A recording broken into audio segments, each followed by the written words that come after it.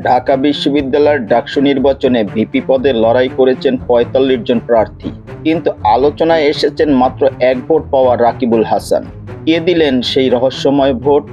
রাকিবুল এখন খুঁজছেন সেই মানুষটিকে। ঢাকা বিশ্ববিদ্যালয়ের ডাকসু নির্বাচনে ভিপি পদে লড়েছিলেন অনেকেই। কেউ পেলেন শত শত ভোট, আবার কেউ বা মাত্র কয়েকটি। কিন্তু ইসলামিক স্টাডিজ বিভাগের শিক্ষার্থী রাকিবুল হাসান আলোচনায় এসেছেন একেবারেই ভিন্ন কারণে। তিনি ভিপি পদে পেয়েছেন মাত্র একটি ভোট, যা এসেছে বেগম রোকেয়া হল থেকে। আরও বিস্ময়ের বিষয় হলো, রাকিবুল নিজের ভোটও নিজেকে দেননি, নিজের ভোট দিয়েছেন অন্য প্রার্থীকে, অথচ একটি ভোট পেয়েছেন তিনি, যা তাকে এনে দিয়েছে বিশেষ পরিচিতি। মজার ব্যাপার হলো, সেই রহস্যময় ভোটারকে খুঁজে পেতে ফেসবুকে পোস্ট দিয়েছেন রাকিবুল। এমনকি মজার ছলেই বলেছেন, যদি খুঁজে পান তাকে জীবনের সঙ্গী করার ইচ্ছাও রয়েছে। তবে ভোটের সংখ্যার চেয়ে বড় বিষয় হলো, নিজের দীর্ঘদিনের স্বপ্ন পূরণ হয়েছে রাকিবুলের।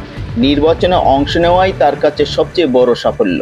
নির্বাচন শুধু জেতা হারার বিষয় নয়, এটি গণতান্ত্রিক চর্চার প্রতীক। প্রত্যেকটি ভোটের মূল্য আছে, হোক সেটা একটি বা হাজারটি।